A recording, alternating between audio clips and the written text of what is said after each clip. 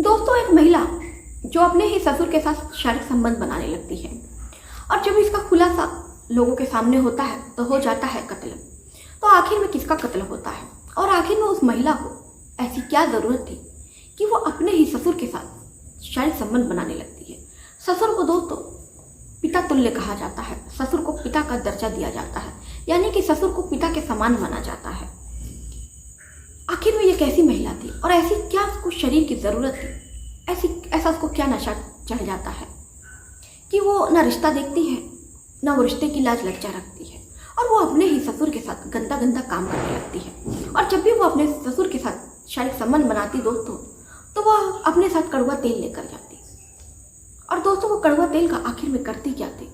जब इस बात का आपके सामने खुलासा होगा तो आप भी सोचने पर मजबूर हो जाएंगे और कहेंगे कि आखिर में ये कौन सा कलयुग आ गया है और इस कलयुग में कैसी कैसी महिलाएं हो गई हैं। तो चलिए दोस्तों, इस कहानी को हम आपको विस्तार पूर्वक बताएं। इससे पहले आप लोगों से एक छोटी सी विनती है कि चैनल पर नए हैं तो चैनल को सब्सक्राइब कर लीजिए, वीडियो को लाइक कर दीजिए, बेल आइकन को क्लिक कर दीजिए। आप चाहते हैं कि मैं अपनी वीडियो में आप लोगों का नाम लूँ तो अपने नाम के साथ साथ अपने ज़िले, मोहल्ले, कस्बे का नाम भी करके ज़रूर बताया करें। हम अगली वीडियो में आप लोगों के नाम के साथ साथ आपके ज़िले, मोहल्ले, कस्बे का नाम भी करके ज़रूर बताएंगे। तो चलिए फिर इस कहानी की शुरुआत करते हैं। ज़रीन, जिसकी शादी सन 2015 में अरशद से होती है। अरशद जो है वो मैकेनिक था, यानी कि वो लाइट बनाने का काम करता है। जो ज़रीन थी वो गोरखपुर की रहने वाली थी, जो अरशद था वो मध्य प्रदेश का रहने वाला था। ऐसे में जो ज़रीन का कोई रिश्तेदार था मध्य प्रदेश का था, तो उसी के थ्रू ये जो रिश्ता है वो पता चलता है। तो ज़रीन के जो पिता थे अब्दुल रहीम, उनको ये रिश्ता काफ़ी ज़्यादा अपनी बेटी के लिए अच्छा लगता है। अब वो अपनी बेटी की जो शादी है वो अरशद से मध्य प्रदेश में इतने दूर भेज देते हैं क्योंकि लड़का काफ़ी अच्छा था, दिखने में भी अच्छा था और लड़का अच्छा पैसा भी कमा रहा था। अब ज़रीन ब्याह करके अरशद के घर चली जाती है। दोनों की शादीशुदा ज़िंदगी की शुरुआत होती है और दोनों की शादीशुदा ज़िंदगी जो है काफ़ी ज़्यादा अच्छी चल रही थी। इधर 3 साल के बाद ज़रीन को एक बेटी होती है। उसके बाद से घर में खुशियों का माहौल था और उसी माहौल में 1 साल के बाद से ज़रीन की जो सास थी वो गुजर जाती हैं। अब ज़रीन के जो ससुर थे जिनका नाम जमाल था, अब जमाल के ऊपर काफ़ी ज़्यादा दुखों का पहाड़ टूट पड़ता है। जाहिर सी बात है, किसी की जो पत्नी है जब वो गुजर जाए तो जाहिर सी बात है उसके ऊपर कितना बड़ा दुख पड़ता है। जमाल काफ़ी ज़्यादा टेंशन में रहने लगे थे। अब कहीं ना कहीं अरशद भी थोड़ा परेशान रहने लगा था। अरशद अपने घर का इकलौता लड़का था। अरशद की कोई भी बहनें नहीं थी, अरशद इकलौता लड़का था। अब अरशद अपने अब्बू को काफ़ी ज़्यादा समझाता है, बुझाता है, अपने अब्बू से ये भी कहता है कि अब्बू आप चाहें तो दूसरी शादी कर ले।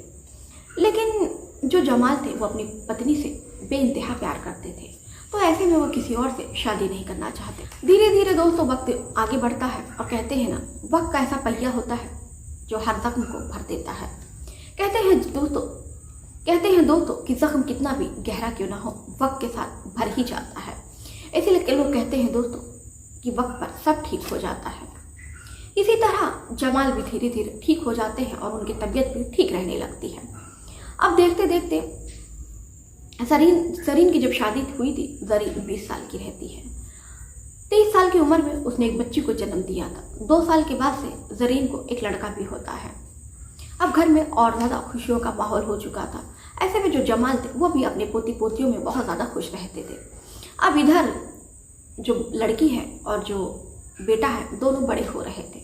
अब जो लड़की है वो 5 साल की हो जाती है और जो छोटा बेटा होता है वो 3 साल का हो जाता है। अब लड़की जब बड़ी हो जाती है तो जो अरशद है वो अपनी बेटी का एडमिशन कराता है। अब लड़की भी धीरे धीरे बड़ी हो गई थी। अब जो अरशद का बेटा है वो भी बड़ा हो जाता है, 5 साल का हो जाता है। दोनों पढ़ने लगते हैं अच्छे स्कूल में, दोनों इंग्लिश मीडियम स्कूल में पढ़ रहे थे। तो ऐसे में दोस्तों जो अरशद है फिर वो सोचता है कि अब मुझे बेटी की शादी करना होगा, बेटे की भी शादी करना होगा और बेटे को अच्छी पढ़ाई कराने के लिए अरशद चाहता था कि वो अपने बेटे को डॉक्टर इंजीनियर बनाए। इसलिए वो चाहता था कि वो सऊदीया जाकर अपने बेटी और बेटों के लिए अच्छे पैसे कमाए। अब वो इस बारे में अपने अब्बू से बात करता है, जमाल से। जमाल कहते हैं कि बेटा तुम्हें लगता है कि तुम्हें बाहर जाके कमाना चाहिए, तो ठीक है तुम बाहर जाकर कमाओ। अब इधर वो अपनी पत्नी से भी कहता है कि तुम्हें क्या लगता है कि मुझे बाहर जाना चाहिए। ज़रीन तो पहले मना करती है कि नहीं, मैं नहीं चाहती कि आप मुझसे कहीं दूर जाइए। अरशद जो है वो अपनी पत्नी को समझाता है, कहता है कि देखो बच्चे बड़े हो रहे हैं, मैं चाहता हूँ कि मेरी बेटी और बेटे अच्छी शिक्षा हासिल करें। मैं तो मैकेनिक बन गया, लेकिन मैं नहीं चाहता कि मेरा जो बेटा है वो मैकेनिक बने। मैं चाहता हूँ कि मेरा जो बेटा है पढ़ लिख कर डॉक्टर बने, इंजीनियर बने, मेरी तरह छोटा मोटा काम ना करे। अब जो ज़रीन है फिर कहती है कि ठीक है, अगर आपका ये सपना है अपने बेटियों और बेटों को पढ़ाने का और उन्हें कुछ बनाने का, तो ठीक है, उसके लिए तो बहुत ज़्यादा पैसे लगते हैं। ठीक है, आप एक काम कीजिए, सऊदीया चले ही जाइए। अब अरशद जो है अपने एक दोस्त जमील से बात करता है जो सऊदीया रहता है कि यार कोई लाइट का काम हो, मैकेनिक का काम हो, या कोई भी काम हो जिसमें अच्छा पैसा मिलता हो। मैं ड्राइवरी भी जानता हूँ, कोई भी अच्छा पैसा मिले तो यार मेरे लिए कोई काम दे। जमील कहता है अरशद से कि ठीक है भाई, तू फिक्र मत कर, मैं तेरे लिए कुछ देखता हूँ, कुछ जुगाड़ लगाता हूँ। उसके बाद से साल भर का वक्त गुजरता है, कहीं भी अरशद को कोई वीज़ा नहीं मिल पाता है। फिर वो जमाल से कहते हैं कि भाई ऐसे तो कैसे चलेगा, साल भर हो गया है, अब बच्चे भी बड़े हो रहे हैं, बच्चों की पढ़ाई लिखाई के लिए पैसे चाहिए। तो फिर जमील कहता है कि यार एक काम है बकरी चराने का, अगर तू कहे तो तू यही काम कर ले, पैसे भी अच्छे खासे हैं। अरशद की मजबूरी थी, अरशद अपने बच्चों के लिए वो काम के लिए हामी भर देता है और वो सऊदीया पहुँच जाता है। अरशद की जो ड्यूटी थी बकरी चराने की, बहुत ज़्यादा मुश्किल भरी उसकी ड्यूटी थी, लेकिन अरशद जो है वो लालच में अपने बच्चों के लिए वो बहुत कुछ करता है। कड़ी धूप में अरशद को सुबह निकल जाना पड़ता था बकरी लेकर, और कड़ी धूप में वो बकरी चरानी होती थी, और शाम में जब वो घास चर लेती तो 5-6 बजे उन बकरियों को वापस लाना होता था। अरशद की इतना में हालत ख़राब हो जाती थी, लेकिन कहते हैं ना दोस्तों कि अगर बच्चों को कुछ पढ़ाना है, कुछ कराना है, तो इतनी आसानी से तो बच्चे जो हैं वो पढ़ लिख नहीं जाते हैं। अरशद जो है अपने बच्चों के लिए भरपूर मेहनत करता है। उसकी जो पत्नी है वो भी कभी कहा करती थी कि आपका काम इतना ज़्यादा मुश्किल भरा है, आप क्यों नहीं यहीं पर आ जाते। अरशद हमेशा कहता कि नहीं ज़रीन, अगर मैं हिम्मत हार जाऊँगा तो मेरे बच्चों का भविष्य जो है वो हमेशा अंधेरे में डूब जाएगा। मैं तो दुख मुसीबत उठा लूँगा, लेकिन मैं नहीं चाहता कि मेरे जो बच्चे हैं वो दुख मुसीबत उठाएँ। इसी तरह दोस्तों जो अरशद है वो दिन रात मेहनत करता है। अब अरशद को गए हुए सऊदीया 5 साल का वक्त गुजर जाता है।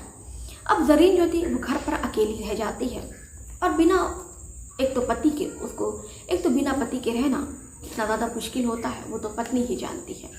ऐसे में अब जो ज़रीन की कुछ शारीरिक इच्छा थी जो वो भी पूरी नहीं हो पाती है। ज़रीन को अपने पति से बिछड़े हुए 5 साल हो गए थे।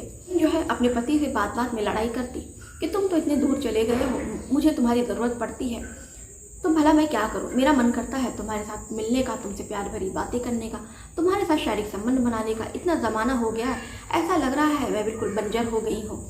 अब अरशद उसकी ये बातें सुनकर हंस दिया करता है और अपनी पत्नी को समझाता है कि मैं भी तो तुम्हारे बिना ही ऐसी ज़िंदगी गुजार रहा हूँ, तुम्हारे पास तो बच्चे भी हैं और अब्बू भी तुम्हारे पास है, पूरा परिवार है, मुझे देखो मेरे पास तो कोई भी नहीं है, मैं तो अपनी तन्हाइयों से बातें करता हूँ और उसके बाद तुम लोगों के लिए इतनी मेहनत कर रहा हूँ।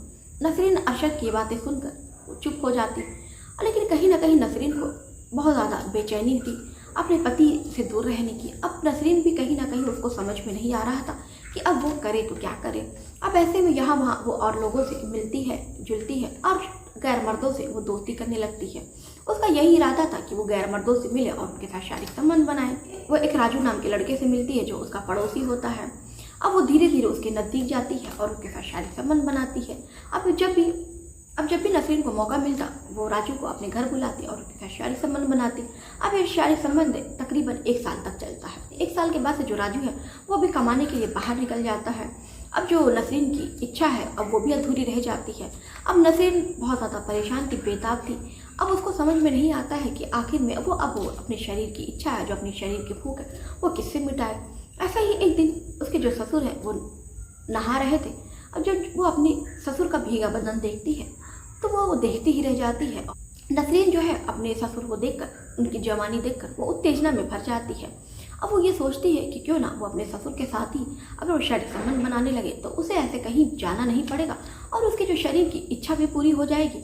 और ऐसे में उसका पति उसके पास हो ना हो उसे क्या ही फर्क पड़ता है। जब भी अपने ससुर को वो नहाता देखती वो चोरी से अपने ससुर को छुप कर देखा करती है। कहीं ना कहीं इस बात की जो भनक जमाल को भी लगने लगी थी कि उसकी जो बहू है उसको अजीब नज़रे से देख रही है। पहले तो जो जमाल है ये सब समझ नहीं पाते हैं। उसके बाद से नसरीन जो है अपने अपने ससुर के पास पहुंचती है और उनको चाय देती तो कभी उनका हाथ पकड़ लेती, कभी उनके जांघों पर अपना हाथ रख दिया करती। अब जो जमाल थे काफ़ी ज़्यादा बूढ़े थे, 55 साल की उनकी उम्र हो रखी थी और इधर जो नसरीन थी वो भी 35 साल की हो रखी थी। तो ऐसे में जमाल को समझने में भी समय नहीं लगता है कि जो उसकी बहू है वो क्या चाहती है। अब जमाल सोचते हैं कि जब उसकी बहू ही उसके साथ ऐसा करना चाहती है, उसकी बहू ही उसके साथ सोना चाहती है, तो भला उसको अपनी बहू के साथ सोने में क्या आपत्ति है। जब खुद मुर्गा खुद चलकर हलाल होने को आया है तो भला उसको हलाल करने में किसी का क्या जाता है। हाल भी जो है वो अपनी बहू के साथ शारीरिक संबंध बनाने लगते हैं। अब दोनों जब एक दूसरे के साथ शारीरिक संबंध बनाते हैं तो दोनों को बहुत ज़्यादा अच्छा लगता है और कहीं ना कहीं दोनों की जो इच्छा है वो भी पूरी हो रही थी। लेकिन जो नसरीन के ससुर होते हैं उनकी उम्र ज़्यादा होती है, तो इस वजह से वो नसरीन को बहुत ज़्यादा संतुष्ट नहीं कर पाते हैं जैसा कि उसको राजू कर रहा था। अब नसरीन बहुत ज़्यादा परेशान भी रहती है।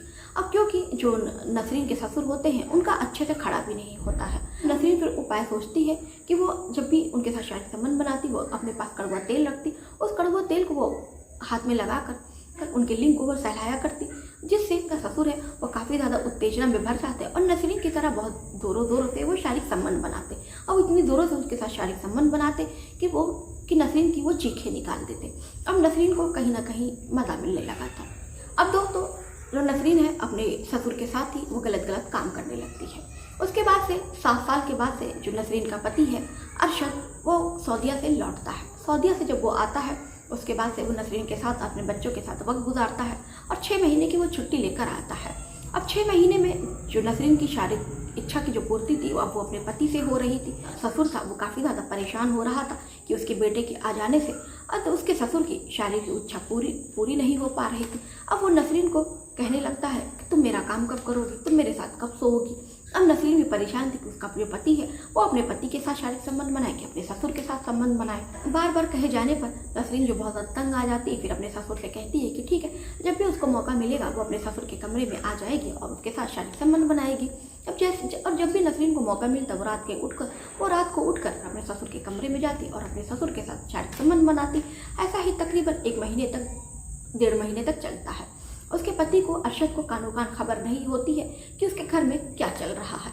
ऐसा ही एक दिन अरशद की नींद खुल जाती है। कहते हैं जो दोस्तों ये जो गंदा काम है, ये जो गंदा खेल है वो बहुत दिनों तक चोरी छिपे नहीं चलता है।